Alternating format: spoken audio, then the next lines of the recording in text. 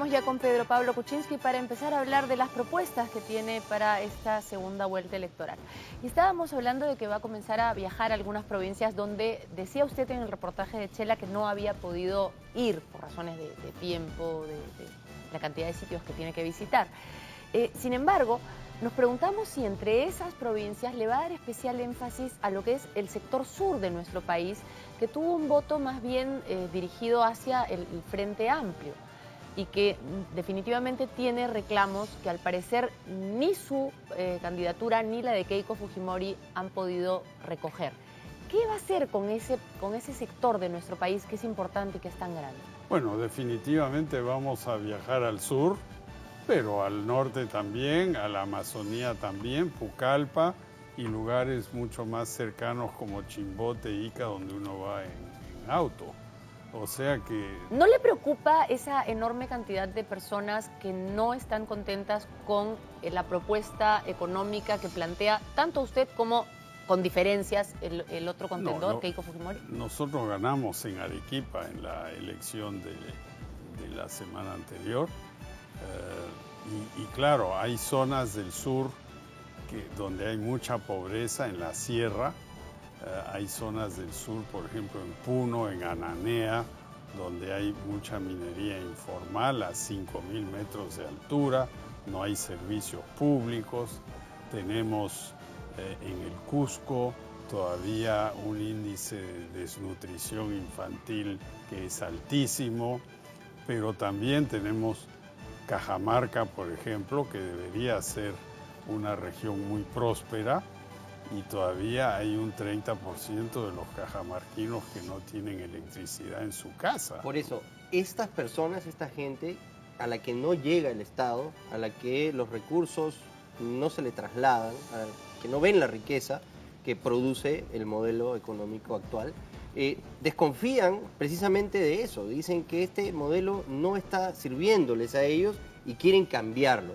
Y no necesariamente es que el modelo no funcione, sino es que el Estado no está sabiendo cómo distribuir la riqueza a estas personas. ¿Usted considera que es así? Yo creo que esto no tiene que ver con el modelo. Esto tiene que ver con gobernantes que se ocupen al detalle de las cosas. Por ejemplo, el agua potable, ¿no? Alrededor de Lima, hay 1,5 millones de personas, quizás más, que no tienen agua en su casa. ¿Quién se está ocupando de eso? Bueno, Sedapal pasa por ahí y dice, ¿dónde está tu título? No, yo no tengo mi título aquí. Por ejemplo, si a mí me preguntan, ¿dónde está tu título? Yo voy a tener que buscar en el archivo, ir a la municipalidad. Yo no tengo mi título en mi casa, no le ponen agua. Yo creo que tenemos que hacer cambios radicales en los procedimientos burocráticos. Ahora, la pregunta, efectivamente hay muchas personas a lo largo del territorio nacional que tienen necesidades insatisfechas, pero la pregunta que yo le hacía, y creo que también la de Augusto va en el mismo sentido, es si va a haber alguna prioridad para las regiones que están peor, porque si bien todos los peruanos tenemos derechos y hay muchos peruanos a lo largo de todo el país que tenemos necesidades insatisfechas, lo cierto es que algunos están peor que otros y uno se pregunta cuándo un gobierno les va a dar prioridad sin necesariamente tener este discurso de quebrar todo para darles prioridad, porque se les puede dar prioridad dentro de un sistema como el que tenemos. Pero hay que ir a ver el detalle. Por ejemplo, Trujillo es una zona próspera. Alto Trujillo no tiene agua. Parte de La Esperanza no tiene agua. Y claro, el promedio suena bonito y alto, pero hay un montón de zonas que no están bien atendidas. Lo que yo quiero hacer es ocuparme de cada una de esas zonas. ¿Cómo lo vamos a hacer? En el sistema actual, SNIP, título, etcétera, no, se demora años. Y además se canaliza a través de las regiones que a veces son ineficientes o corruptas. ¿Cómo van a poder atender esa necesidad de la gente y priorizar los proyectos que realmente necesitan y ayudarlos y darles el contrapeso desde el Ejecutivo? Claro, lo que yo quiero hacer, por ejemplo, lo dije ahora en Independencia, al ladito de la Universidad Nacional de Ingeniería, es llamar a los jóvenes, todos los jóvenes ingenieros que quieran. Vamos a ir y nos vamos a dividir en 1.840 grupos, que es el número de municipalidades, y vamos a ir a cada municipalidad a ver qué es lo que necesitan. Bueno, San Isidro no necesita nada de repente, pero el Agustino necesita, La Victoria necesita, Independencia necesita, Lo que nos está diciendo es que durante un eventual gobierno suyo, en lugar de un sistema como el SNIP, lo que va a hacer es un sistema de grupos de ingenieros que va a enviar. Bueno, lo que vamos a hacer es descentralizar Proinversión, realmente movernos en el campo de la inversión, y vamos a reclutar gente joven, nueva, profesional, que quiere ayudar en este esfuerzo. Si lo entiendo bien, entonces va a poner pequeñas oficinas de Proinversión en cada uno de los municipios. En cada una de las regiones, y luego se van a subdividir en cada las uno de los municipalidades. Ya, entonces en realidad no es quitar el SNIP, sino quitarlo como nombre, pero sustituirlo por un sistema también de evaluación previa de proyectos, pero que usted considera más eficiente. Mucho más rápido. Por ejemplo, dice el perfil, después el permiso, después esto, lo otro. Son como 4 o 5 etapas. Eso no es el objetivo. En la ONG de agua que yo fundé hace 7, 8 años atrás, vamos al pueblo, le explicamos a la gente lo que queremos hacer. Ellos hacen la parte de la obra. La parte de la obra, nosotros ponemos los tubos y no hay SNIP, no hay nada. Va un ingeniero que se ocupa de ver si la cosa hace sentido. ¿Usted siente que este gobierno ha fallado en inversión pública? La inversión pública está en rojo. Eso es algo que necesitamos, además, y es un crimen que, habiendo tantas carencias en los sitios tan necesitados de nuestro país, no haya inversión pública. La candidata, que es su adversaria, Keiko Fujimori, ha planteado un shock de inversiones, y para esto ella ha dicho que va a utilizar un fondo de estabilización económico que en realidad es un fondo intangible. Para muchos sería demasiado, ir demasiado lejos, tener que meterle mano a este fondo. Ella dice que ese fondo precisamente es para la crisis económica, y atenderla ahora sería un paso importante. ¿Usted tocaría este fondo o no? Un poquito quizás. El Perú hoy, el gobierno del Perú casi no tiene deuda pública, es casi cero. Si tomamos la plata del fondo, la deuda que hay, neteamos, no hay deuda. O es 2-3% del producto, es bajísimo. Hay una cosa que no logro entender. Un país emergente que no le debe nada a nadie. ¿Cómo es eso? Entonces usted va a recurrir a préstamos. Algo, porque pero van a hacer préstamos para proyectos de agua, cosas concretas. ¿Qué cosas concretas va a ejecutar un eventual gobierno suyo en los lugares más desfavorecidos de nuestro país? ¿Cuáles van a ser las metas principales? Agua, evidentemente. Pasemos a otro tema además del agua. El colegio. Tenemos más de 50.000 colegios en el Perú. La mitad no están bien equipados. El colegio. ¿Qué equipo considera usted imprescindible? Porque hay equipos. Primero, ventanas. 2, escritorios. 3, baño. Como muchos colegios están apartados, panel solar, conexión a internet, Wi-Fi. Yo creo que un colegio moderno debe tener ese tablet para todos los chicos y debe ser un colegio moderno. Yo conozco colegios en la sierra donde no hay baño, donde la ventana no tiene vidrio, donde la profesora no tiene a dónde sentarse, donde el escritorio del chico está apretado, se cae a pedazos. Bueno, hay que invertir. Entonces, lo primero que va a hacer es invertir en lo que es infraestructura escolar. ¿Y en cuánto tiempo cree que puede solucionar el problema de estas 50.000 escuelas? Me dice que no están. Son 25.000 que están mal, otras 25 que están mal. ¿En cuánto tiempo podría solucionar el problema de esas escuelas? Yo creo que escuelas? eso, 1 año para medir bien lo que hay que hacer, 2 años para construir. En 3 años eso se debe arreglar. ¿Le parece bien la gestión de Jaime Saavedra, el actual ministro de Educación? Es el ministro estrella de este gobierno. Excelente gestión. ¿Qué más haría usted sobre estos cimientos? ¿Qué podría construir en propuesta de educación? Lo que debemos hacer también es pagarle a los maestros y maestras mejor, un sueldo mínimo más decente, que hoy es 1.400 soles.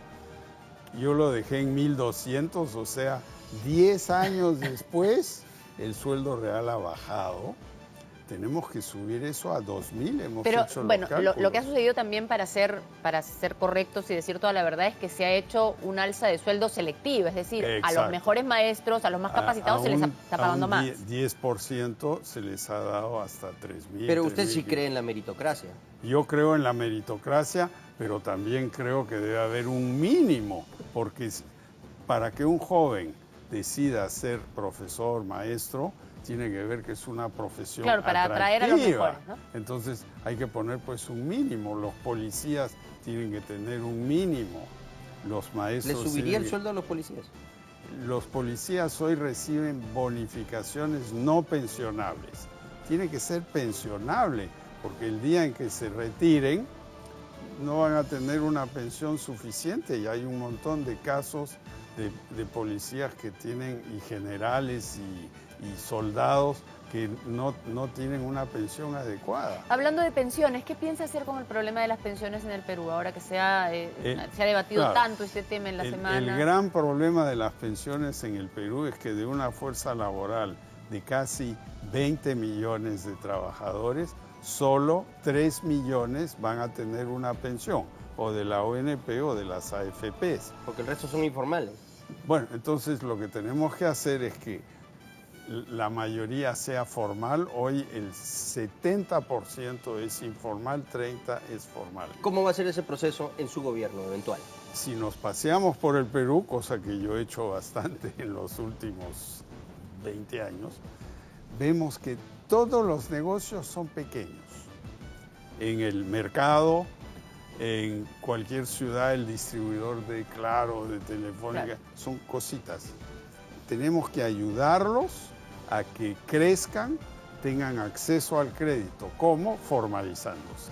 ¿Y cómo se formaliza? Con impuestos más bajos, con una SUNAT más amigable. ¿Podría ser más específico en cómo serían los pasos para formalizar a estas pequeñas empresas? Sí, claro.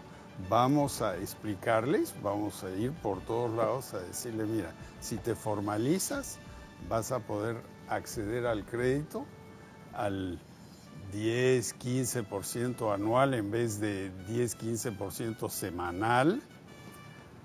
Vas a tener que cumplir cosas elementales, ¿no?, de la SUNAT, pero si no quieres llenar el formulario porque es muy complicado, 2,5% de tu Pero ventas, la pregunta, ¿no? La pregunta que hay que responderle a las personas que no se formalizan es ¿qué ventaja van a tener si se formalizan? Van a tener varias ventajas. La primera es acceso al crédito. Ese es fundamental para una pequeña empresa. El crédito te cambia las perspectivas. 2, todos tus trabajadores van a tener seguro, tendrán pensión también. Tus trabajadores tendrán seguro de desempleo, o sea, tú como... Claro, pero todo eso es a cambio de... Esto es un tema muy largo para la entrevista, pero en realidad todo eso es a cambio de un costo, y la pregunta es... ¿Usted cree realmente que va a convencer? No el costo para usted, el costo para el Estado. Esta mentalidad del informal parte de una inteligencia, que es, a mí me conviene más ser informal. Ellos tienen que haber hecho sus números. Entonces, claro, ¿cómo les va a cambiar esos números? Pero el Perú era mucho más formal hace 40, 50 años. ¿Y por qué vino informal? La informalidad? Por la hiperinflación de los años 80, que pulverizó los ahorros, ¿no? Entonces la gente dice, ¿para qué me meto yo al sistema? Y después vino el gobierno de Fujimori, que terminó con los sindicatos y dejó a un montón de gente en la calle, si ustedes recordarán. Y creó, bueno, vamos a tener que tratar este tema en otro programa. Yo que siempre va a venir regreso, otra vez, ¿no? Yo regreso. Porque uno de los grandes problemas de la informalidad es el tránsito también, ¿no? Claro. Porque se creó todo este mercado justamente para sustituir por los puestos de trabajo que se habían... usados que se importaron de Japón. Claro. Y se les cambió el timón en Tacna. Para cerrar, porque hemos hablado de varios temas ya importantes en economía. Es que se nos acaba el tiempo, pero vamos a tener muchas oportunidades de conversar, y esta invitación, va a venir otras veces, ¿no? Se la hacemos también a la... No, pero sí o no, contéstenos. Sí, vendré. Sí vendrá. Ya. ¿La otra candidata va a venir alguna vez? Ojalá. Ojalá. Ya. Estoy la hemos seguro invitado por si acaso. Ya. No, nosotros seguimos trabajando, pero la primera propuesta es la económica. La segunda es la inversión regional que es muy importante y hemos hablado de eso un poco. Y la tercera es en el tema de seguridad, porque aquí con las sentencias no acumulativas, el crimen paga. Y no queremos eso. Entonces pues. vamos a hablar de seguridad en la próxima entrevista. Pero para cerrar Otra quieres. el tema económico, usted habla también de la inversión regional y esto tiene mucho que ver con la minería, que es un motor de nuestra economía, y esto lamentablemente ha estado truncado por diversas responsabilidades, en algunos casos por parte de la minera y por otros casos por el Estado no ha podido comunicar los beneficios o hacer llegar el desarrollo que proviene de los cánones a las poblaciones que más lo necesitan. ¿Cómo va a lograr usted en su gobierno, si llega a la presidencia, de calmar las aguas y hacer y incentivar que los proyectos que están atorados puedan nuevamente funcionar? Lo primero hay que demostrarle a la gente de esas zonas que pueden tener servicios públicos. Eso se llama el adelanto social. Entonces, por ejemplo, Galeno, Michiquillay, Conga, están todos en un área por la cual pasa una carretera que recién se ha pavimentado. Y del otro lado de la carretera está Celendín. En Celendín no hay buen servicio de agua ni de salud.